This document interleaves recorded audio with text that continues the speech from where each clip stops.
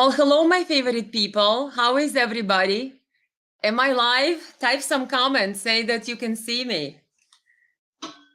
And type what country you're watching from and what time is over there. Happy Sunday here in United States. I'm looking over beautiful Lake Michigan. That's where I live. It's gorgeous.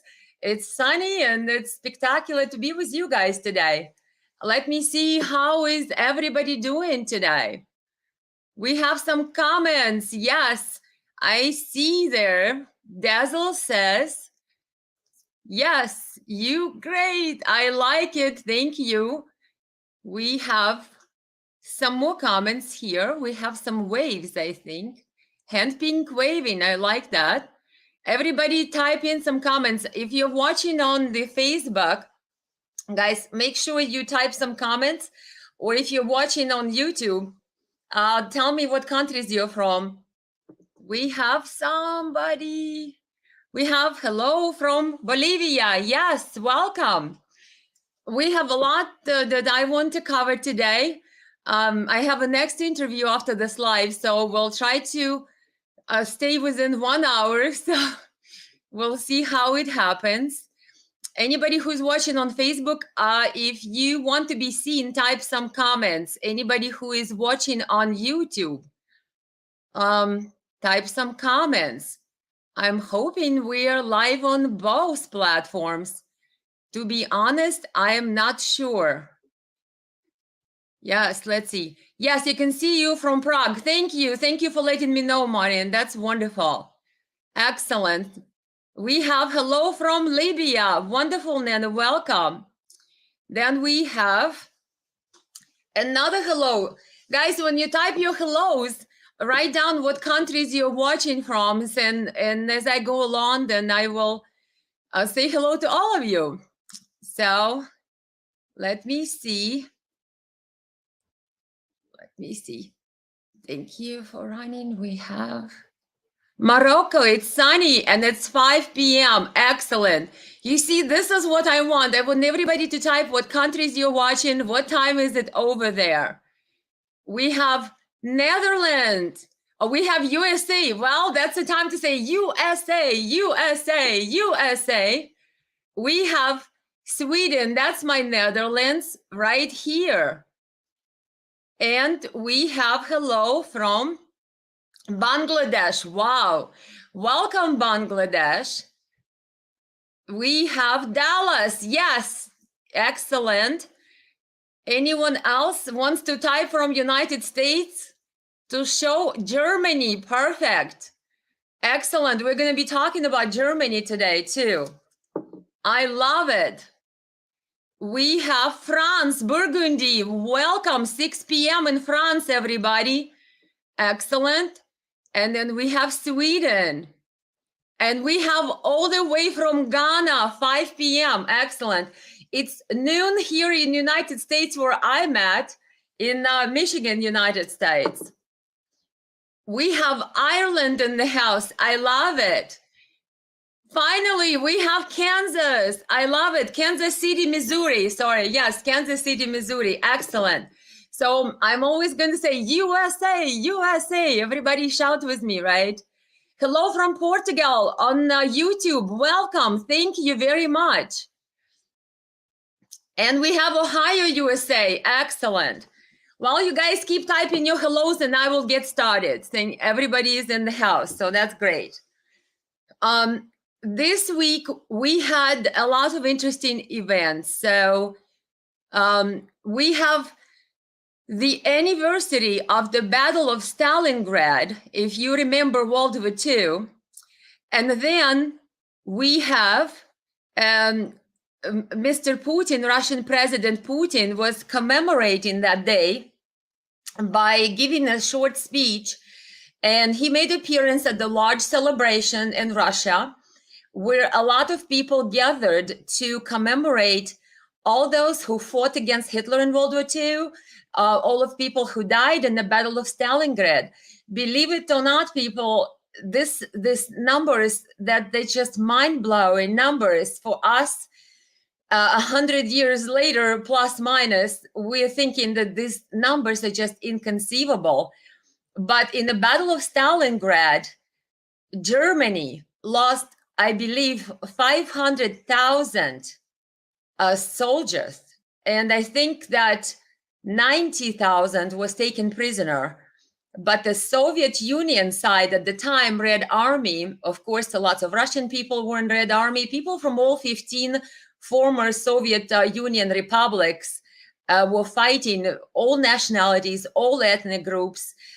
And they lost, I believe, 1.2 million. Some people said 2 million people in Stalingrad battle. The battle, I believe, started in about August of 1942. And the Soviet Union won, I believe, the declared victory in the Battle of Stalingrad on February the 3rd in 1943. Why this is important? Well, because nowadays, Germany decided to send some German tanks to Russia. And guess what? I mean, not to Russia, to Ukraine, to fight Russia. And so Russian people came out, and when they celebrated the Battle of Stalingrad, the victory in the Battle of Stalingrad in 1943, Putin basically gave a speech and he said, I cannot believe that I'm standing here commemorating the Battle of Stalingrad when we defeated Hitler once before. And now Germany is sending us the tanks with the same crosses again to fight us. So I wanted to play you guys Mr. Putin's speech. Let me add it to the stream. And then we will play it. So we also have hello from, yes, Ireland again. And we have, I believe, Canada. Excellent, excellent. And we have Sri Lanka. Great. So let's listen to Mr. Putin's speech, and we will read the subtitles here. I will... Кресты. И вновь собираются воевать с Россией на земле Украины руками последующих Гитлера. He says they're trying to fight us again by the hands of followers of Hitler. Бандеровцев. By the hands of Banderites. If you guys don't know who Bandera is, Stepan Bandera was someone that was Ukrainian nationalist. The part where he grew up changed hands between Poland and Russia.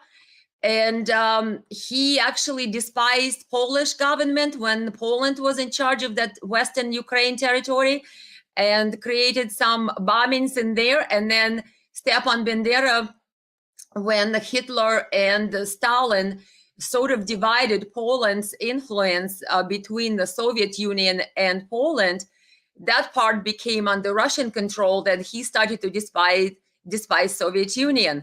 But when Hitler came, Stepan Bandera actually and his followers created a volunteer Ukrainian nationalist SS battalion, and they were responsible for killing hundreds and thousands of Jewish people, Russian people, Polish people, Romani people, all the ethnic cleanses that they carried out on behalf of Hitler. And of course, Ukrainian people who wouldn't agree with their ideology as well. But in Ukraine, that Stepan Bandera is now hailed as national hero. You can't believe it, guys, but that's true. And that's why Putin, Mr. Putin, Russian president, refers to them as Banderites, means the followers of Bandera, because in Ukraine now, Bandera is actually hailed as a hero. They name streets after him. They have monuments to him. And they even have marches on his birthday, Bandera's birthday. I think there was 101 or something around that mark, a birthday that Ukraine just celebrated, and Poland was really appalled about it. But that's what Mr. Putin refers to as Banderites. So let's see this again, and let me read the subtitles for you so you guys hear it. К сожалению, мы видим, что идеология нацизма уже в своем современном обличье, в современном... Unfortunately, we see that ideology of Nazism already in its modern manifestation again creates direct threats to the security of our country. Проявление вновь создает прямые угрозы безопасности нашей страны. Мы вновь и вновь вынуждены давать отпор агрессии коллективного. We are again and again forced to fight back against the aggression of the collective West. Запада. And it's a fact. Невероятно. But unbelievable. It's unbelievable, but fact, says Mr. Putin. We're again threatened by German tanks. Невероятно, но факт. Нам снова угрожают немецкими танками «Леопард». They are threatening us with German Leopard tanks once again. На борту которых кресты. On the sideboards of these tanks are crosses. And you know what crosses means, right? The German insignias during World War II, the Germans had those distinct cross-type insignias. Of course, some of them refer to as stylized swastikas, and it's just insane. And Ukrainian army actually right now has the tanks with the same or very similar looking crosses as the Nazi Germany used during World War II. I have a video of it. I'll show you later. But that's what Mr. Putin is saying. He said it's unbelievable, but fact, they're threatening us again with German Leopard tanks, us Russians meaning, he says, with the crosses on their sides, on the sides of the tanks. И вновь собираются воевать с Россией на земле Украины руками последующих Гитлера. And then again, they're trying to fight us by the hands on, with Russia on the land of Ukraine, by the hands of followers of Bandera. Бандеровцев. Мы знаем, что несмотря на усилия официальные, продажные по своей сути, we know that despite the efforts of the official corrupt propaganda of the Western elites, unfriendly пропаганды недружественных нам западных элит, у нас много друзей.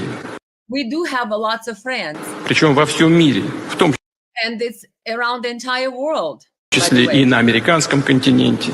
Including on American continent, he says. В Северной Америке, в Европе. In Northern America, in Europe. Но те, кто втягивает европейские страны, but those who are dragging European countries, в том числе и Германию, в новую including Germany, into new war with Russia, войну с Россией, и тем более безответственно заявляет об этом как уже о свершившемся. And of course, some of them, meaning Western elites, even declare it as the fact that already has come to pass. And I think in this reference, Mr. Putin means, remember Annalena Baerbock from Germany? She actually mentioned the other day in one of her interviews saying that we in EU should not fight each other because we are at war with Russia. So Putin just now referenced those Western elites who are irresponsibly actually reference the war with Russia as the fact that's already came to pass. Все факты. Те, кто рассчитывает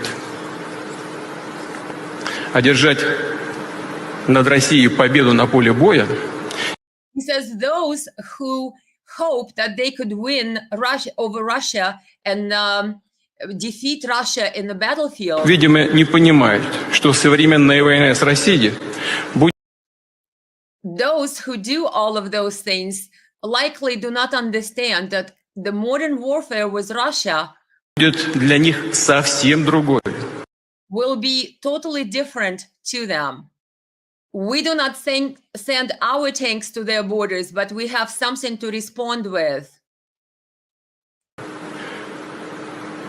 Мы свои танки к их границам не посылаем. Yes, we do not send our tanks to their borders, meaning to the Western countries. Но у нас есть чем ответить. But we do have something to respond with. И применением бронетехники дело не закончится. And it will not end up with just heavy armored vehicles. So he's hinting on some Russia's hypersonic missiles. He's hinting towards some of the modern weapons that Russia has by saying, you send tanks to us. We don't send tanks to your border, but if you send tanks to our border, you have no idea what the modern warfare with Russia will look like. And it will not be just basically limited to some heavy armor vehicles, meaning tanks. In other words, there will be something more and much major. Все должны это понимать. Everyone should understand that, says Putin. Для тех, кто угрожает нам, видимо, для них непонятна простая истина. He says, for those who threaten us, apparently they do not understand the very simple truth. Весь наш народ, все мы росли и с молоком матери впитали в себя традиции.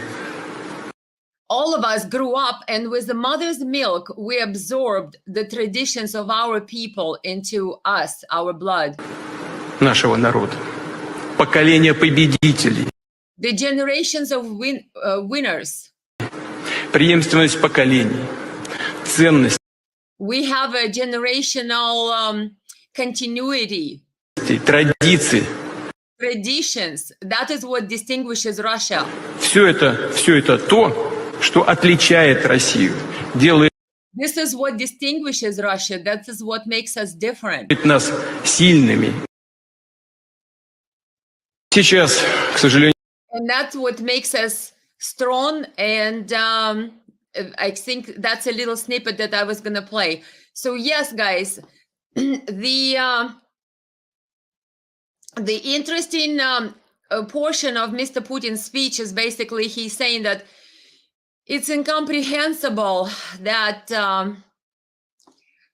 German tanks are back and that Germany is doing this again without learning the lessons of World War II. And I will play you next video in a second.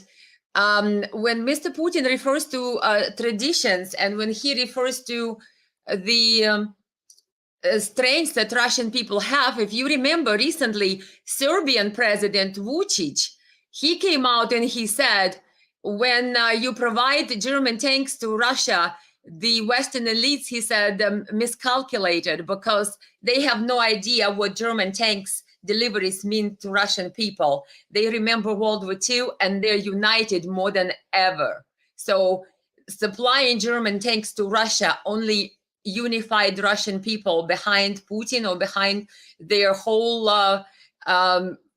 belief in that their cause is just in their mind. They're just stronger together, and they're basically even more appalled and feel like likely Putin is doing something right because they see what's happening from the side of the West, and it's basically continued escalation.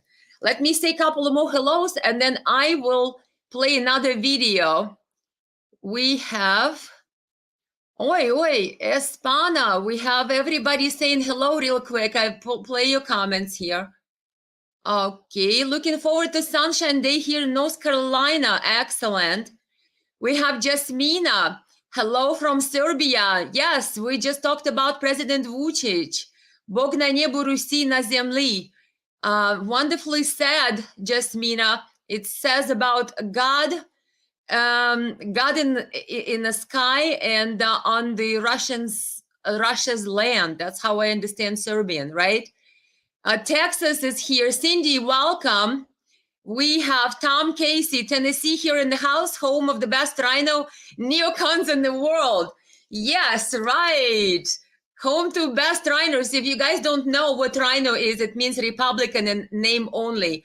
That means Republican in the United States political party, Republican Party, who usually supports democratic causes. We have Rebecca, Michigan here. I love it. Welcome, Michigan. USA, Michigan, right? Hello from Canada. And we have from New York City. Welcome. Excellent. Let me see. We have hello from Switzerland. Guys, you have so many great different comments. I'll play them all in a second. and I will play you the video that I have planned for you next. So these are some of your comments, and I'll try to come back to them later. See that real quick. Make sure. Yes, Burbach is a psychopath. Yeah, I have to agree. There is something wrong with a woman who is trying to declare war on Russia. Annalena Burbach, German, I guess, what is it, foreign minister, when she said we shouldn't fight between ourselves, we should, because we're at war with Russia. That's like declaration of war. This is insanity. We have Mother Russia, somebody saying, Tom Casey. Okay, so I'll come back to some of your comments, guys. Let's watch another video. Remember when Mr. Putin referred to the generations and continuity and how significant is that German tanks are once again on the land of Russia, Ukraine, to fight Russians. This is what they call immortal regiment. Immortal regiment is when people from former Soviet Union, remember Soviet Union had 15 republics. And of course now they're independent states, but the tradition did not die. People in those republics, former republics, now independent states of former Soviet Union, on every 9th of May, gather and they march carrying the portraits of the loved ones who were World War II veterans. They honor World War II veterans.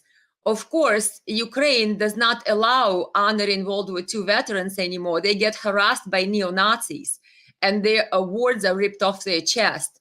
But this is the video from one of the cities in Russia. And if you Google, even sometimes on YouTube, they have this video, Immortal Regiment.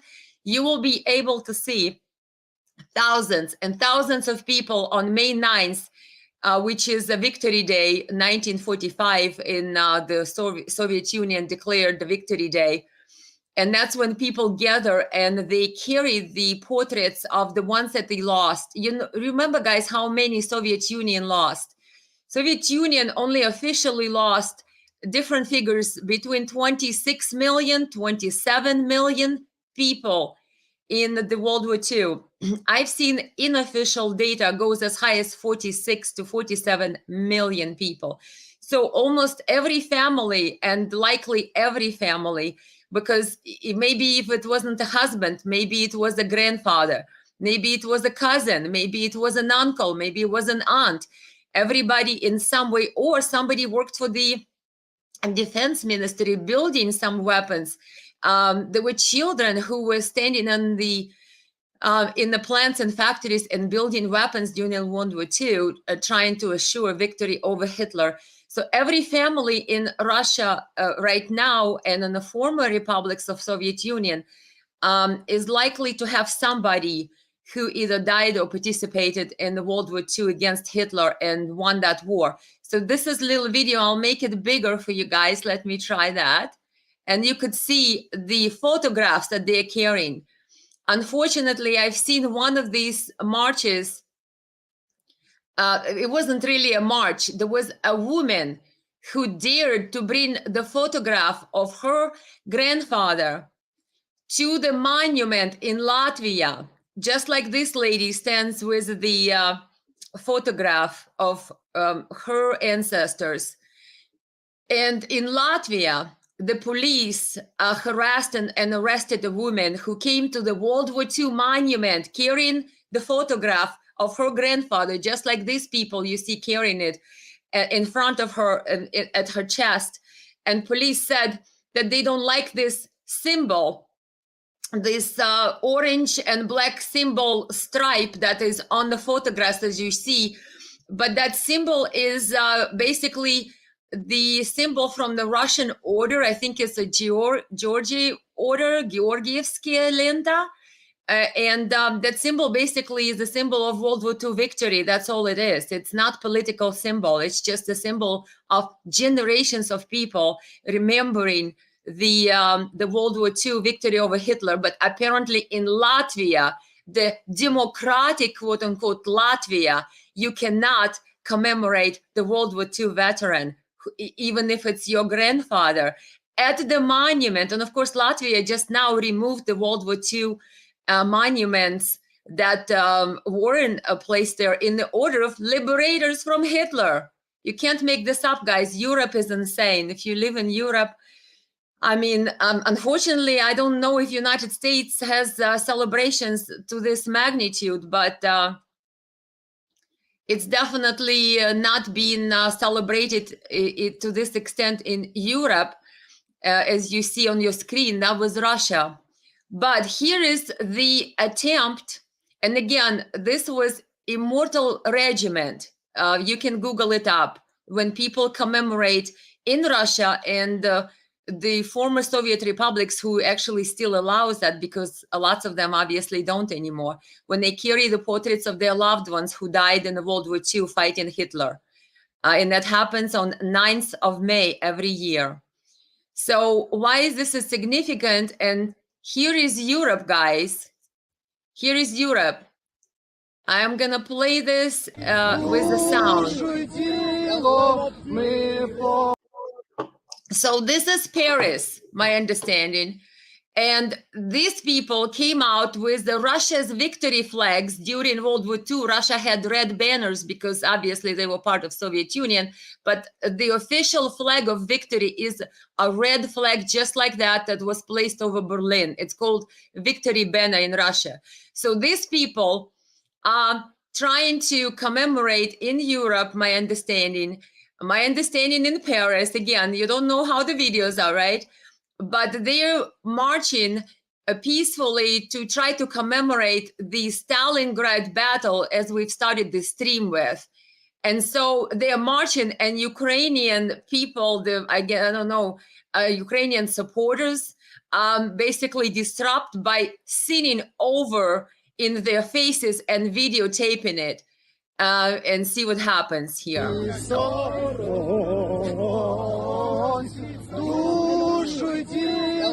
Ми положим за нашу свободу і покажем, що ми браття козацького роду. Сталін, Путін, терорист! Сталін, Путін, терорист! Сталін, Путін, терорист! Сталін, Путін, терорист! Сталін, Путін, терорист! Сталін, Путін, терорист! Сталін, Путін, терорист! Сталін, Путін. So you've seen that, guys, right? So that was basically a singing match of people trying to commemorate the Stalingrad battle, which when I started the stream, I've started with Putin's speech, who actually was delivering it at the honor ceremony, honoring the those who fought in Stalingrad battle on behalf of Soviet Union back then. But basically the right side of history against Hitler, right? And so this was the march of people in Europe trying to do the same, commemorate the battle. And again, in the Battle of Stalingrad, I believe the anniversary of 80 years of that battle, February 3rd, was highly celebrated in Russia. And looks like in Europe, those people tried to celebrate, but they were interrupted by Ukrainian protesters trying to sing into their face and scream something against Stalin and Putin. And those people were screaming that back at them. So yeah, it's amazing that in Europe, you cannot celebrate victory over Hitler without being interrupted by Ukrainian protesters. How does that sound? That's insane. So let me go back to your comments. Let's see who commented. Let's see what we have here. Oh, I almost poked myself.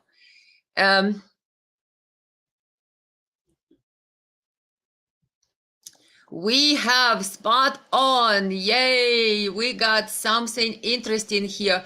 You see, Mother Russia and talk about Chinese balloon. Oh, yay!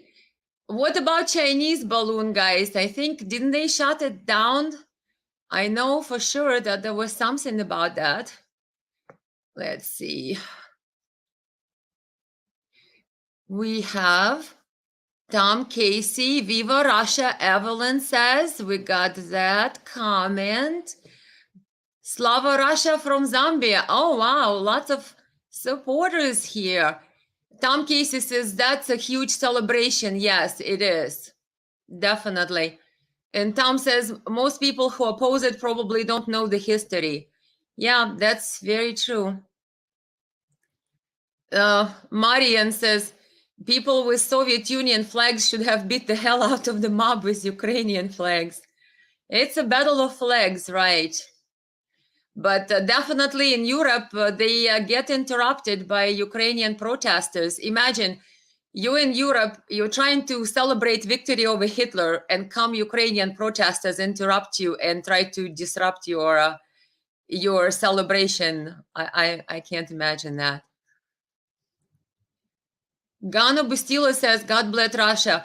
What about the balloon again? It's radios on the balloon drifting away.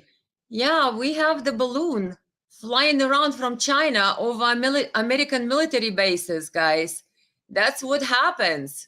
Here in America, we have Jasmina, Elena, God in heaven, Russia on earth. Oh, thank you. Thanks, Jasmina. Exact translation from Serbian. Yes.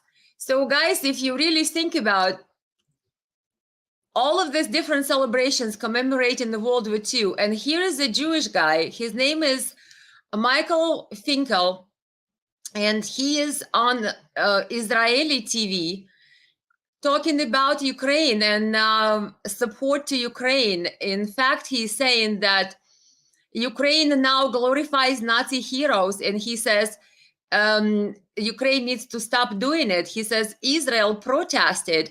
Israeli Ministry of Foreign Affairs protested Ukraine's glorification of Nazi collaborators in Ukraine, like Stepan Bandera, who killed hundreds and thousands of Jews. And of course, on the Israeli TV, the announcer tries to interrupt him because he actually calls these people, the Banderites, some very bad names. And she says, oh, you should be a little bit more censored on TV. And he goes, no, I'm not going to be censored. They killed half of my family. So this is interesting perspective with a Jew from Israel who actually explains that supporting Ukraine is not good for Israel. He also says that Israel, he said, we shouldn't be supporting the Nazism ideology that Ukraine subscribes and its heroes, which is Stepan Bandera, Petlura, and Shushkevich, I believe. And he alliterates how many hundreds of thousands of Jewish people, those new quote-unquote Ukrainian heroes during World War II, slaughtered on behalf of Hitler. And then he also says that Israel should be aware that, he says, these are not my words. These are the words of Ministry of Foreign Affairs of Israel, who protests Ukrainians' ideology, glorifying Nazi collaborators on a yearly basis. And he also says that Ukraine voted against Israel several times, he said, during Zelensky already, he says. And then he also said, we Israelites should be more careful because we don't want to break relations with Russia, because he said Russia has military bases in Syria, and they could get some support from Hezbollah in Iran. And he said, we don't want to upset and be having any quarrels with Russia. It's a powerful country, and we need to have good relations with Russia. So basically gave you a gist of it, and so let's now listen what he says. Это Петлюра, убивший только Украина голосовала против Израиля в ООН. Ее герои — это Петлюра, убивший 200 тысяч евреев. Это Шухевич. Yeah, he's saying that Ukraine voted in UN even during Zelensky times already several times against Israel. Это Бандера. Это Стецько. Their heroes are Stechko, Petlura, Bandera, Который говорил, что всех евреев нужно уничтожить. And the Stitsko was the one who said that all Jews have to be annihilated. Это Хмельницкий, убивший 300 тысяч евреев. It's Khmelnytsky that killed 300,000 Jews. Каждый год в Киеве шел парад СС дивизии Галичина. Every year in Kiev, they have parade. Kiev is capital of Ukraine, honoring the volunteer SS Nazi division Galicia, which is Stepan Bandera was the founder of that during World War II. Ukrainian nationalists, they call him the hero now in Ukraine. И наш МИД протестовал против этого. Это мразь. And our Ministry of Foreign Affairs of Israel protested against the marches in honor of Bandera in Kiev in Ukraine. Это неонацистский режим. This is a neo-Nazi regime. Высказываться немного более. And the lady tells him to kind of curb how he speaks because he just basically called them some very strong language. Я говорю так, у меня убита половина семьи.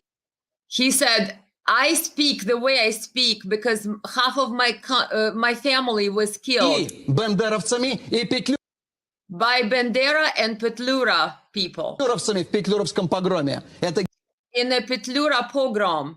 герои Украины. Им ставят памятники, улицы называют их. И это не российская пропаганда. He says, and now the heroes, all hailed as heroes in Ukraine. And he says, and they erect monuments to them and name streets after them. He says, and this is not Russian propaganda. А это слова израильского МИДа.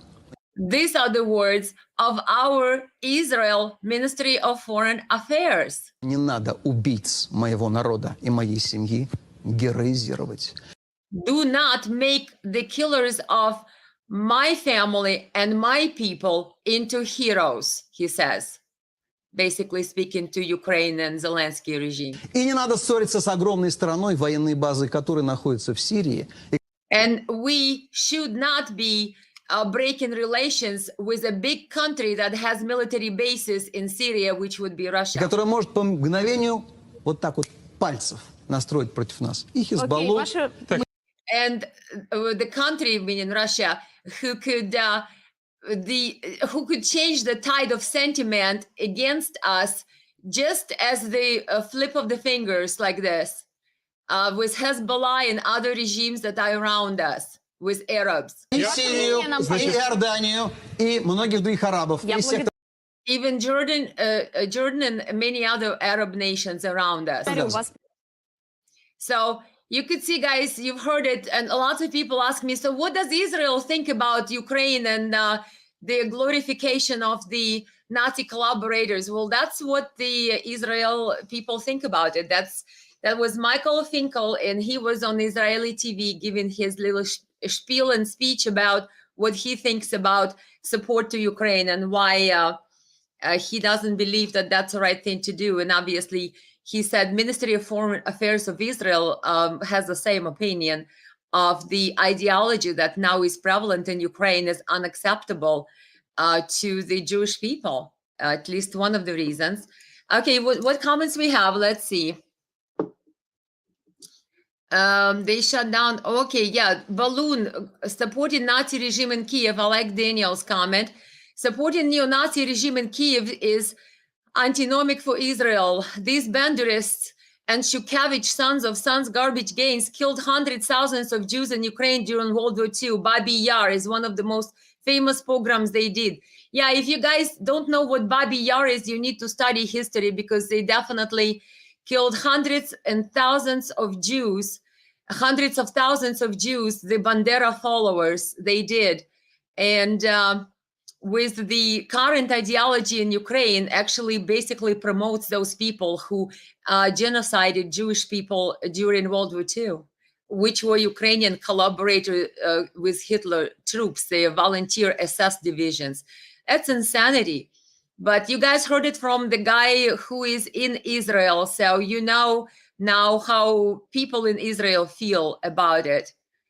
Tom Casey says, Israel is silently partnered with China and Russia, and it's funny how stupid the US is. Well, the problem is that for Ukraine, that now Benjamin Netanyahu is back in the game, and he has pretty good relations with Putin.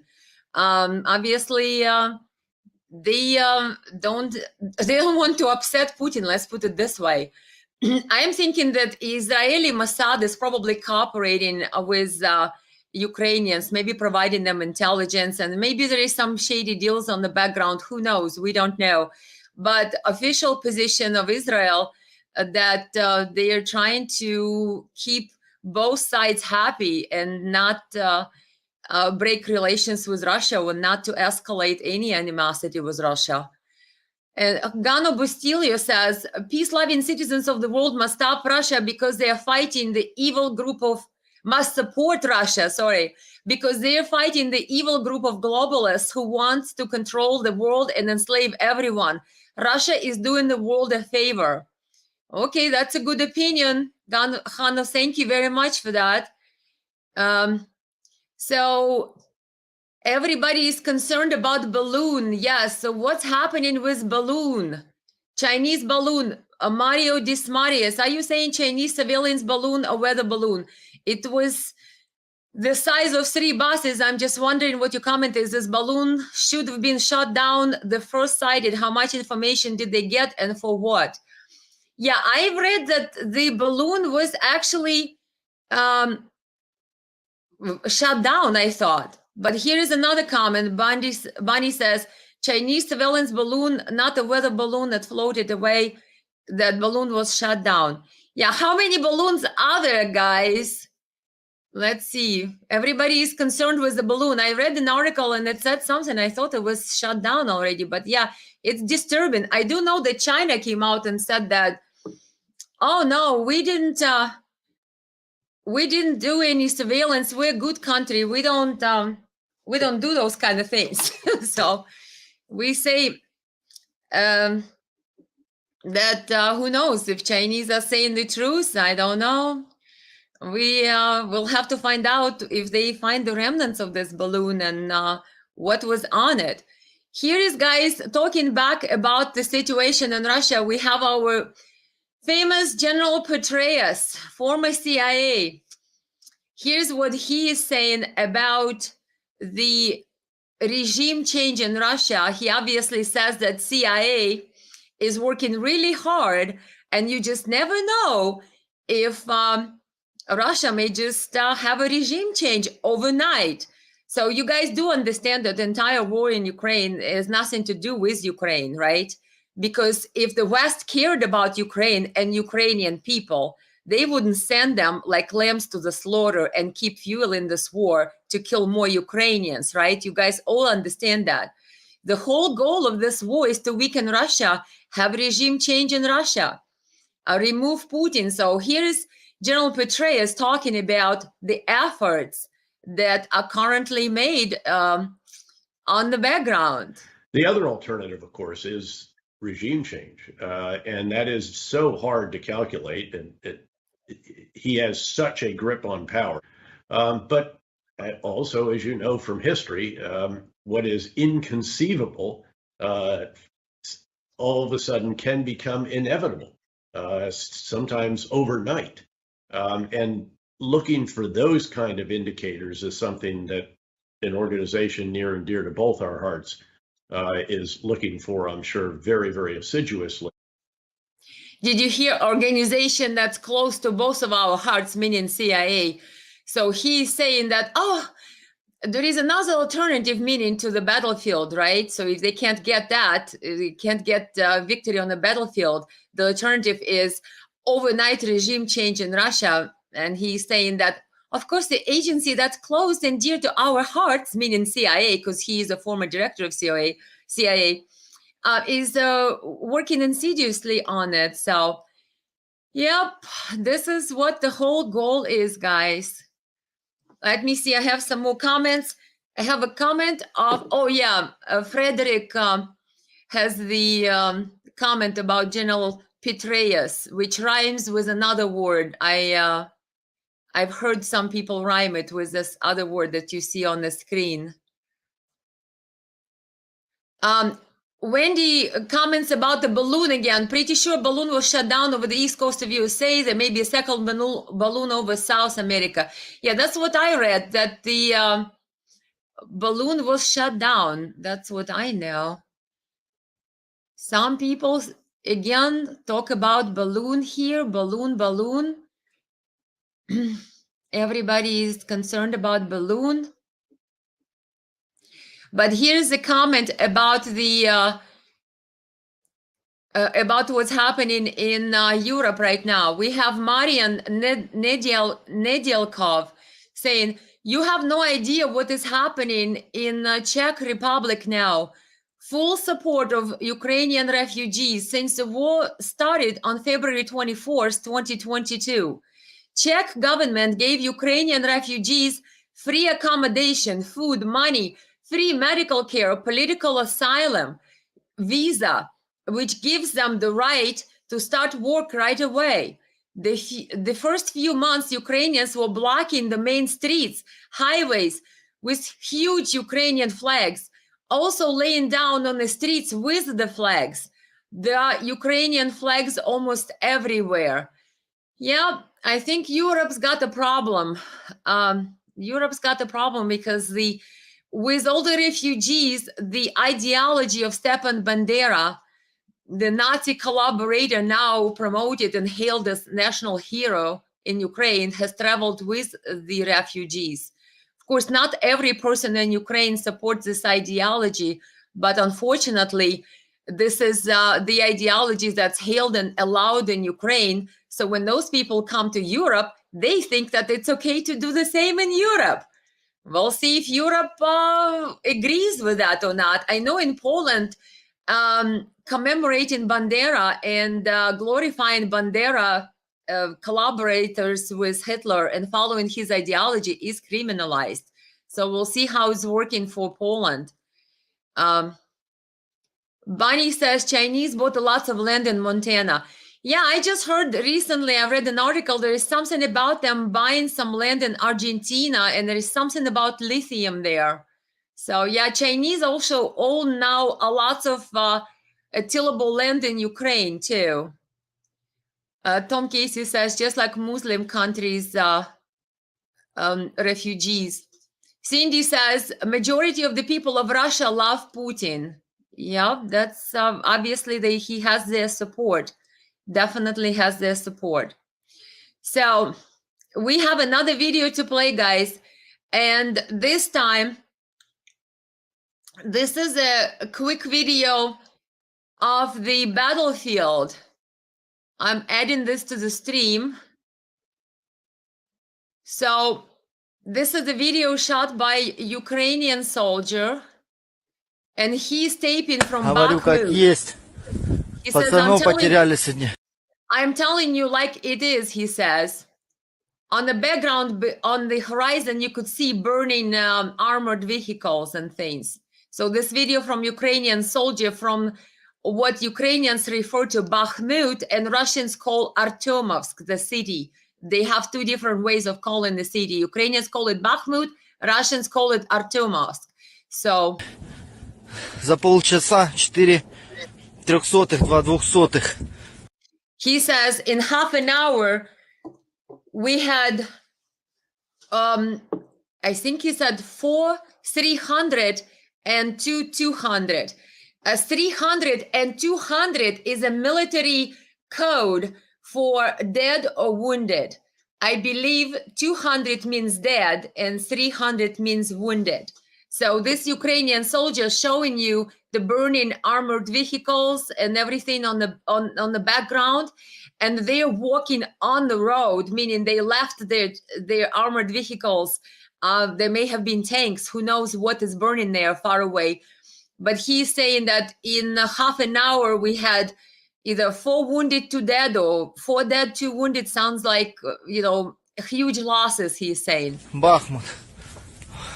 Bakhmut. He's saying we're in the city of Bakhmut. Вот все, кто остался.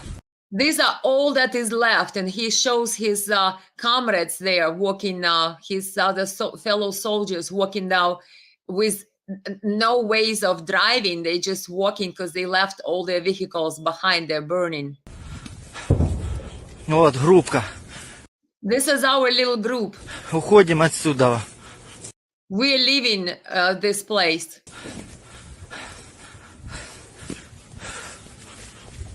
А,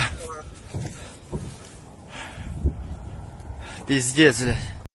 He's swearing right now. He's basically saying this is the end. You know, the kind of like the F word in Russian. He speaks Russian, so it's a Ukrainian soldier who speaks Russian in the city of Bakhmut, saying that they basically got slaughtered there. They lost a lot of their men, and now they're walking by feet on foot away from Bakhmut, and they're leaving the city. And he's just totally dismayed by what happened to them and how many comrades they lost. Ад, там просто ад. He's saying it's hell there. It's pure hell over there. Talking about Bakhmut city, which they're living on foot now after being basically destroyed by Russian army. Ребята, там ад. People, guys, he says, it's hell over there. Я вам говорю. I'm telling you, he says, Ukrainian soldier says. Всем давайте, нам надо идти. Yeah, and in the beginning of this video, he actually says over here that the commanders basically didn't help them in no way. Вышли мы с этого ада. He said, we left this hell, this what is it, inferno. Бахмут. Bakhmut, he said. Горит весь. Мы It's burning over there. It's burning. That city is burning. еле вышли группами мелкими. By little tiny groups, we were able to escape. Barely, he says. Наше начальство на нас хуй забило. He says our commanders, and he swears, basically didn't care about us. But it's basically he swears when he says what they did to them, basically neglected them completely, the commanders of Ukrainian soldiers, that he says. Говорю как есть. He says, I'm telling you like it is. I don't sugarcoat. Пацанов потеряли сегодня.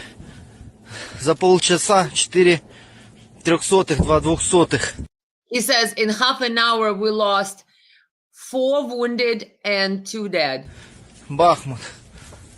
Bakhmut. Вот всех, кто остался. These are all that remains. We're leaving the city, he says. There is hell. There is pure hell over there. They live in Bakhmut on foot. Вот, группка. Уходим отсюда.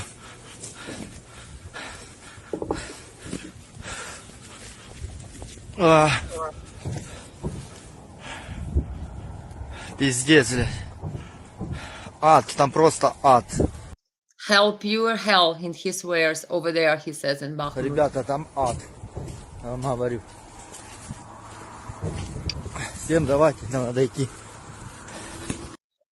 He says, okay, I need to go now, he says. Yeah, what I think, guys, is the problem with this war is you cannot show anything on TV. You cannot show anything on social media that would have dead bodies, body parts, graphic violence, whatever they call it. But the thing is, when you don't show what the war truly is like, when you cannot show the horrific massacre that's happening and how many Ukrainian soldiers and Russian soldiers and civilians are dying in this war, people don't realize that the war is actually not as a picture that you see on your TV screen that media portrays. The war is over there is pretty horrific. I've seen some videos that, of course, I couldn't even post or could not even share with you. But if you go on Telegram, you can find a lot of those videos, and you will actually probably understand better what really is happening in this war, because we get the sensitized media version of this war, and the consent of the American people in support of the more weapons and money to Ukraine actually feeds the human tragedy over there in Ukraine. It does not save Ukraine. That's the ugly truth about this entire situation. We're told by media that we're saving Ukraine. We're presented some palatable pictures and some Zelensky photo shoot magazine covers. But the reality of this war is very gruesome. It's tragic, and we are not saving Ukraine. We actually bringing Ukraine closer to its destruction. Let me see what we have for the comments. We have lost in the forgo war. They should drop their weapons and walk in the other directions. They would live longer. Yeah, here's an interesting part. Zelensky and Zaluzhny, Ukrainian commander in chief, recently asked Zelensky to make penalties for deserting harsher and harder. They even were proposing that they could shoot soldiers for trying to leave the positions. And of course, we know from Russian commanders how the Ukrainian troops are stationed, that sometimes the mobilized guys, the guys who are drafted, will be put up front, and behind them there will be this really well-trained, what they call Nazi battalions, and they will shoot any Ukrainian draftees who would even fathom to go backwards and try to leave their positions. So, and of course they have penalties and for deserting positions, and there is a penalty of prison, I think 12 years for dodging the draft in Ukraine. Yeah, there's all kinds of problems with even trying to leave the position. These people could be dead if anybody found out that they left their position. They could be dead. Carolyn says body counts. Daniel says Zelensky doesn't seem to care that Christian Slavs are dying. Let's see.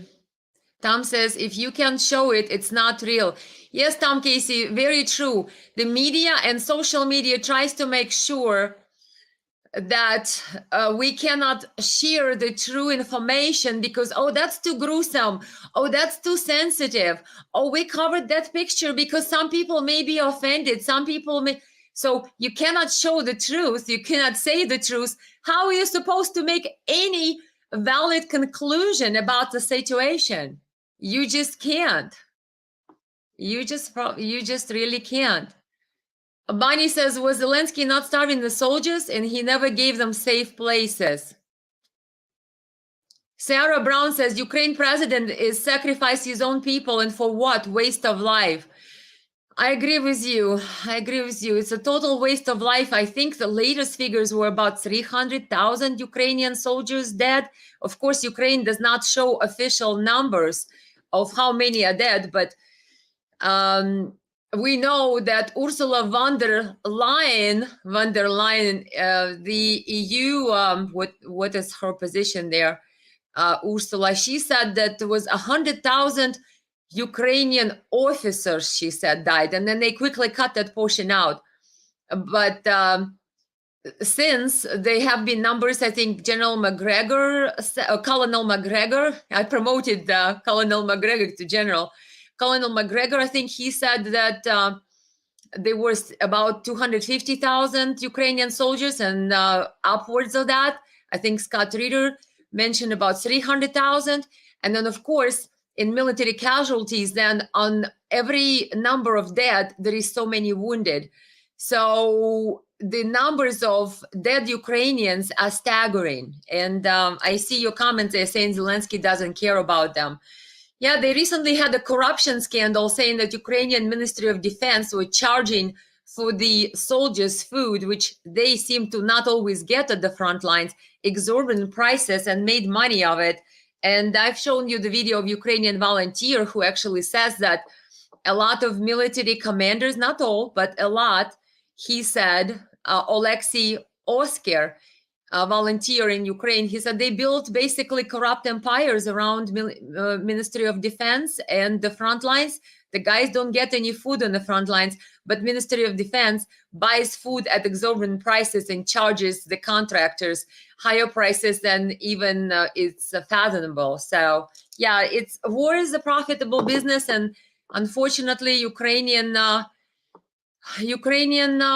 as well as our politicians are making sure that it keeps going. Let me see. Body counts. Who did I get this? 200 dead. Daniel says 200 on last 24 hours, according to Russian Ministry of Defense. Let me see if I got every comment. Molly says Zelensky and NATO and Biden are murderers of innocent Ukrainian people. Well, pretty much goes with the sentiment. You guys, by the way, if you're not subscribed to my YouTube channel, do subscribe. But with the interview I made just recently, and it's posted on my YouTube channel, Elena USA Live, subscribe to that and watch the video I made with Ukrainian man who actually talked about the fact that Zelensky really does not care about Ukrainian people. And he also talked about the comment I just played earlier. And Molly is saying about Biden being a criminal or murderous, rather. The Ukrainian guy I interviewed was Alexander Skupchenko.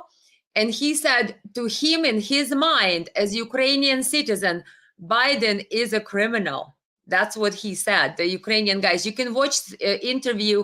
I translated the whole interview to English, and also there is a Russian version on my YouTube channel, Elena USA Live. You can go down there on YouTube, subscribe, and watch both of those interviews and see what Ukrainian thinks about Biden. And of course, then I talked to Ukrainian volunteer on the phone. I'll share that with you later.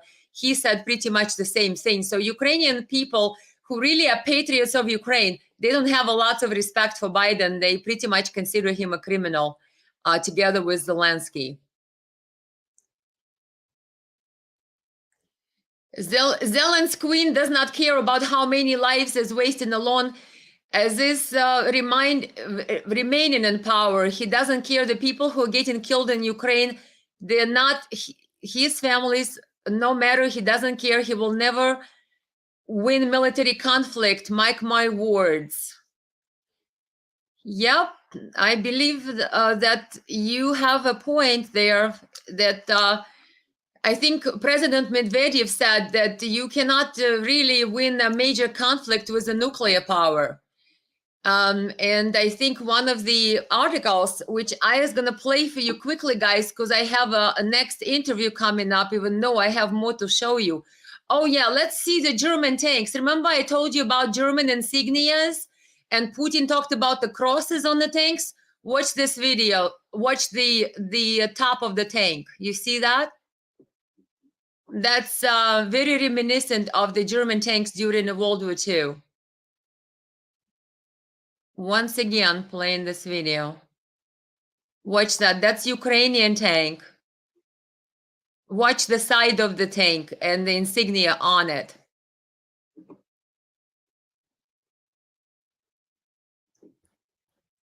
Yep. Make it bigger for you.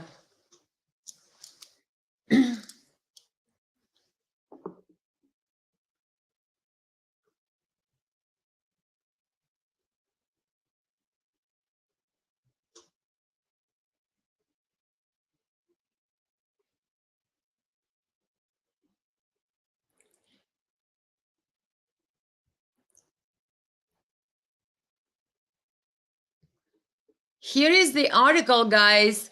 And as you could see, now Ukraine is now plans to target Moscow.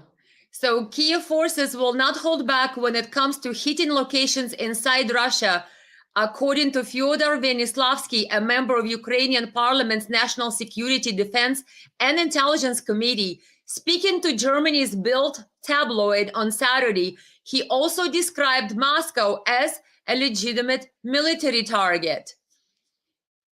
So what he said, anyone who believes that Kiev should commit to not using the arms supplied by its Western backers in attacks on Russian territory are living in a parallel world, claimed Venislavsky, who is also Ukrainian President Vladimir Zelensky's representative in the Constitutional Court. Venislavsky insisted that any munition depots as well as other military facilities on territory of Russia are legitimate military targets, adding that the same goes for Moscow. The Russian capital is the country's most populous city with around 13 million people, according to official data. So, yeah, we see that Ukraine is gearing up to strike deeper into Russia. And what would enable, or who would enable Ukraine to do that? Well, let's see this article here. Let's see this. Pentagon will allow Ukraine to fire long-range missiles at will. Munitions with 150-kilometer range are part of the newest weapons gift package. It is up to the government in Kiev, in Ukraine, to decide how to use new rockets being delivered for the US-supplied HIMARS launches, the Pentagon said on Friday.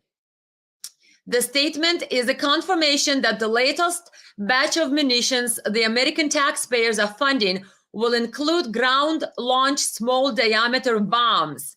The Boeing-manufactured munitions consist of a rocket motor mated with an airplane bomb with an estimated range of up to 150 kilometers. While Friday's announcement listed additional ammunitions for the HIMARS and precision-guided rockets, Brigadier General Patrick Ryder told reporters that this indeed included GLSDB, confirming information leaked to Reuters earlier this week.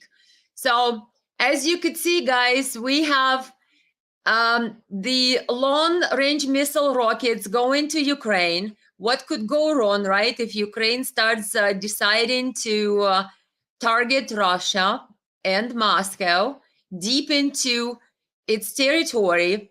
And here is a response from Dmitry Medvedev, the former Russian president. And of course, Russia has been criticized for constantly moving its red lines. You know, guys, how they said, if you strike the bridge, we'll do this. They strike the bridge, nothing happened. If you do this, we'll do that. So Russia has been criticized by Russian people by moving their red lines. But here's a new red line. And former President Medvedev said, Ukraine will burn if it strikes Crimea. Moscow could retaliate, in quote, in any way possible, unquote, should Kiev decide to attack Crimea, Dmitry Medvedev said. In an interview with Russian journalist Nadana Fridriksson, Medvedev denied that Ukrainian strikes against the Crimea Peninsula would force Moscow to sit down at the negotiating table. The result will be exactly the opposite, the contrary, he says. There would be no talks in such a case. They would only be retaliatory strikes. So that's what he said, Mr. Medvedev. And of course, on the up note, we have Turkey that is getting ready to become what? It's going to become a gas hub. Look at that. Everybody watching from Germany, your Nord Stream 2 was blown up. And guess who is going to become the new gas provider? The major gas project is expected to handle supplies previously directed through the Nord Stream 1 pipeline. And the Turkey is expected to start operating this newest proposed gas pipeline as soon as this year, according to Ankara's energy ministry. So Turkey is going to sort of benefit from the Nord Stream, which obviously is not probably something that Turkey dreamed of. Russian President Putin offered it to Erdogan after Nord Stream 2 and 1 pipelines were blown up in that sabotage that we kind of all figured who is behind it, but nobody's talking, right? But yeah, Turkey is now going to become a new gas hub, and Mr. Putin invited Erdogan to do this, and Erdogan was glad to step up and work with Russia on that. And of course, Turkey has been heavily criticized. John Bolton criticized Turkey, and even some of, I think maybe even John Bolton or some other officials from United States, I think Bolton, hinted that if Turkey will continue working with Russia, we'll just have to exclude it from NATO or something along those lines. And then recently, one of the Turkeys, and it's not Turkey, they like to be called Turkiya or something along those lines anymore. I think they are changing how they like to be called. So one of the Turkiya's officials came out and actually warned John Bolton, our American John Bolton, the former, he worked with many administrations, but including the latest was Trump administration. Whatever his position was, I don't ask me to quote that, but he's one of the top advisors and top officials. Gosh, I should Google his position in Trump administration. But of course, he served under other administrations. Trump just sort of inherited him.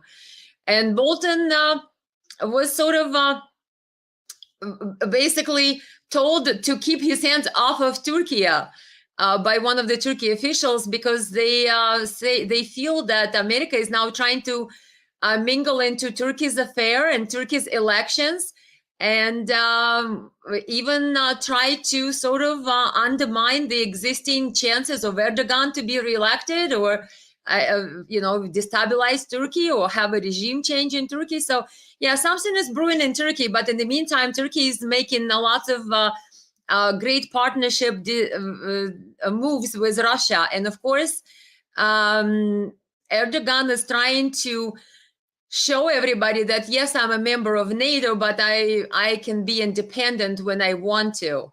Well, we'll see how long that will last. Obviously, we know what happened to some other leaders who tried to show some independence. So we'll see if Erdogan survives.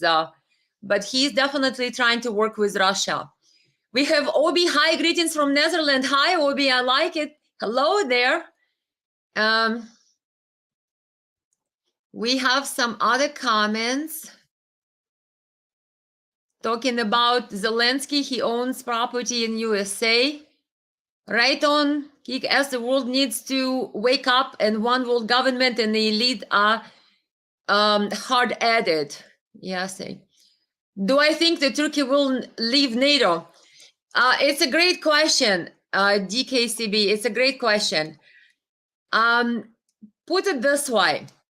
The way this is going, if you remember, if Turkish army leaves NATO, what NATO is going to have left? Nothing. I mean, I know Scott Ritter said that Turkey's army is like, what is it, paper tiger or something along these lines? Not Turkey's army. I'm sorry. NATO's army is a paper tiger. But the Turkey's army is probably the strongest in the NATO, I think. And it has, I believe, 750,000 people in the Turkish army. So if Turkish army would leave NATO, what's going to happen to NATO?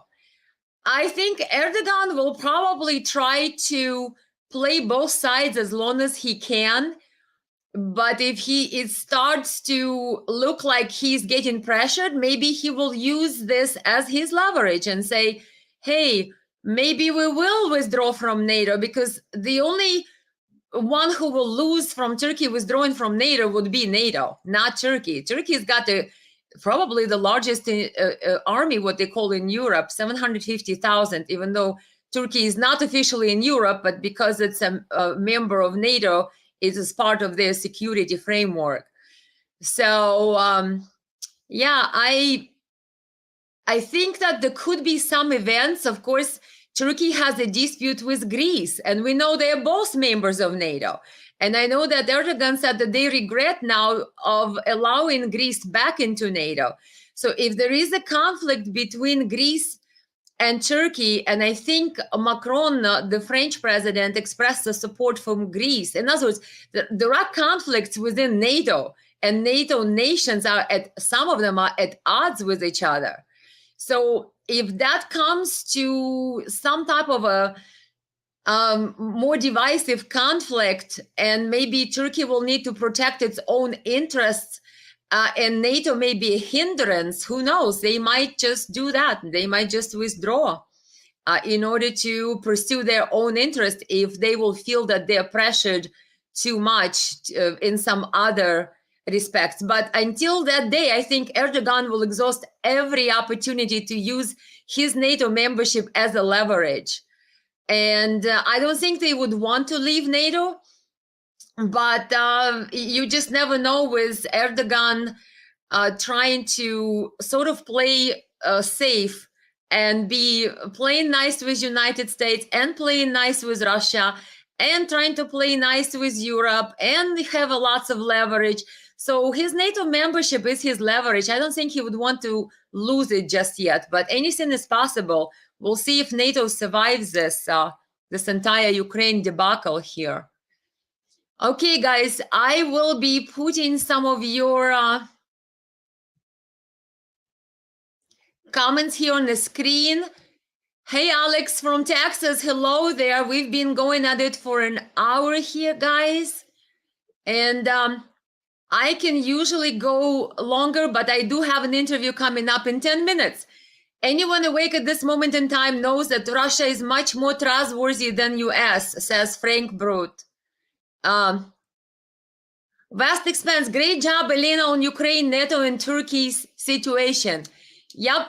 Thank you very much. Thank you, guys. Thank you, everybody. I have my next interview coming up. I will be speaking with Russell, Texas, Bentley, and that would be epic. He's located in Donetsk now. We'll see what's new in on the battlefield, what new thoughts, what's happening down there on the ground. You guys subscribe to my YouTube channel, Elena USA Live, and click the bell to be notified of the next live.